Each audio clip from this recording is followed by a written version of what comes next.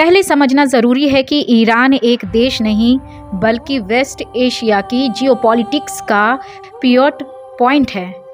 अब देखते हैं कि जियोपॉलिटिकल से इसका महत्व कितना बड़ा है।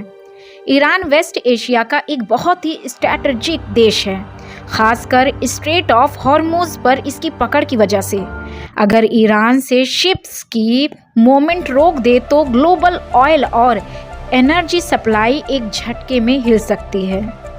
मैप में दिखाया जा रहा है कि चाइना से लेकर कुवैत तक की सप्लाई बंद हो सकती है। अब देखते हैं कि ईरान की सैनिक ताकत कितनी है।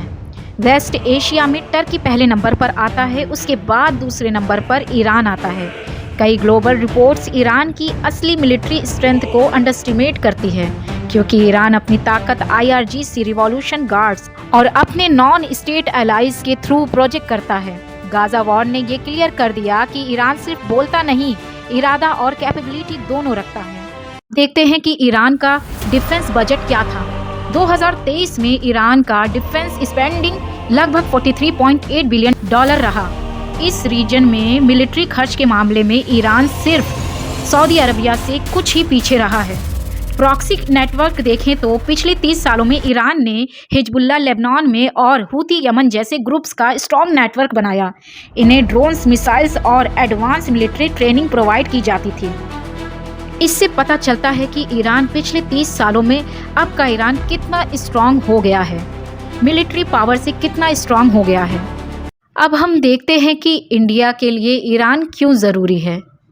ईरान पाकिस्तान बाईपास करके और अफगानिस्तान और सेंट्रल एशिया तक डायरेक्ट एक्सेस देता है। चाबहार पोर्ट इंडिया के लिए एक स्ट्रैटेजिक लाइफलाइन है। हाँ, सैंक्शंस और वेस्टर्न प्रेशर की वजह से इंडिया ईरान रिलेशन पहले लिमिटेड रहे।